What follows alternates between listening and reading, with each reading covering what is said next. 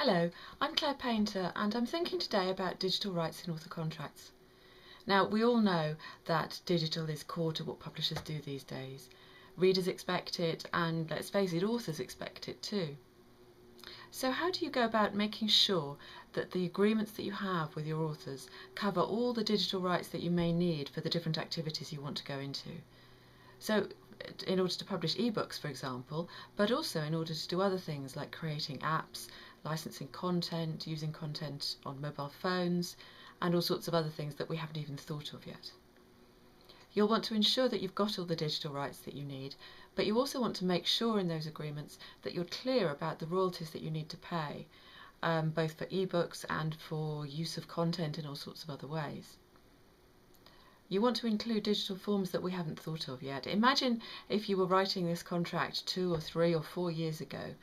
What are the technologies that you wouldn't have included then because you wouldn't even have thought of them? You wouldn't even have imagined that they could be a major part of the digital world, and yet here they are, and we're all using them today. Tablets are a good example of that. I'm sure there will be other technologies in the future.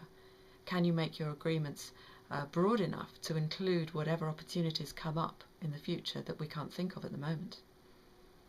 So how do you go about making sure that all that is in your agreement? Well, I suppose what you could do for your frontlist titles is take your standard author contract and show it to your legal advisor, if you have one. A lot of publishers, of course, are small or medium-sized companies who may not have that luxury. Now that's great, but bear in mind that, of course, a legal advisor may not necessarily be right in there and be involved all the time with royalty rates. They may not necessarily know the royalty rates that are most applicable to your list for different sorts of use. It's worth mentioning as well that I don't personally believe that there's one single royalty rate that we can use across the whole of the publishing industry for digital use. I think that actually there's a number of different standards emerging for different parts of the industry, so you do need to have that in mind when you're drafting the agreements. So you could make the changes yourself. There's quite a lot you'd need to build into that. You'd need to put in the grant of rights. You'd need to look at the section where traditionally we have volume rights for hardback and paperback. Do you include ebooks there? Do you include them elsewhere? You'd need to look at the subsidiary or secondary rights clause. And you'd need to be clear, of course, about the revenues, the royalties and revenue splits for all of those different uses.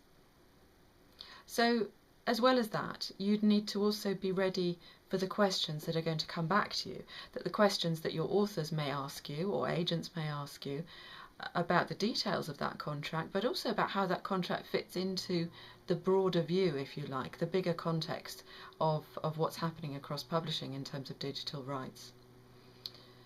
Then for your backlist, you have a slightly different dilemma. There you would want to take existing agreements and bring them up to date. So what you're probably looking at is some sort of addendum or amendment to your existing contracts. Now, I've worked with certain publishers where we've built a whole case study around this because their backlist was so big, so vast and so complicated that actually that was what made sense. It made sense to go into that in a lot more detail. But for most publishers, what you really need is some sort of standard addendum, standard letter that you can use with all or at least the majority of your authors, to send out to them all explaining what it is that you want to do and why, and setting out the terms that you're going to apply to digital rights. So this addendum needs to explain to the authors what it is that you're going to do. Are you going to produce ebooks? Are you going to be following up lots of different opportunities? At the same time, you don't really want to make too many promises either about revenue or about formats, for exactly the reasons we were talking about, that you don't know what technologies are going to come along in 2 or 3 or 4 years' time.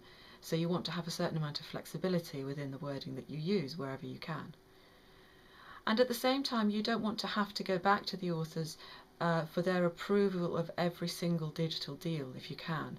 A lot of digital deals are a little bit like distribution deals. So in the same way that you wouldn't go back to an author to say, well, we're distributing through one distributor, but now we're about to sign with somebody else, is that okay? You don't want to have to do that also with digital deals where you can. Of course, it's different if the content is being changed or adapted in some way, but where it's simply a distribution deal, you want to be able to avoid that. So you don't want to promise approval of every digital deal to your authors. It would simply become too much of an administrative burden for you and for your staff.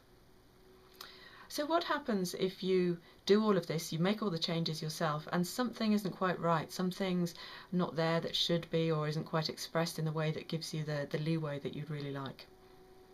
Well, I guess the main thing that would happen is that you may miss out on opportunities.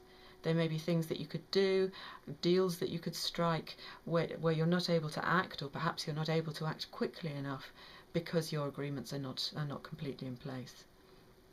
Another thing that might happen, of course, is that authors might not want to sign the agreements that you've got in place. They might be unhappy with royalties or with some other aspect, and you might be involved in a long drawn out negotiation rather than being able to get on and actually earn revenue for yourselves and for the authors. The other thing, of course, is that you may be able to do deals, but the revenues that you make may be diminished if the royalty levels that you've put into those agreements are perhaps not quite the right levels, if they're more generous than they need to be. So what do you do next? Well, as you can imagine, this is an area where we believe that we can help out. We've done this with a number of publishers already, so we're quite experienced in this whole field. We've created a web page specifically for this topic, and you can find that if you go to www.rightsdirection.com/author contracts. That's www.rightsdirection.com/author contracts. And on that page you'll find an email address, a phone number, all the details that you need to get in touch so that we can then talk about how we might be able to help out with this area. I hope to see you there.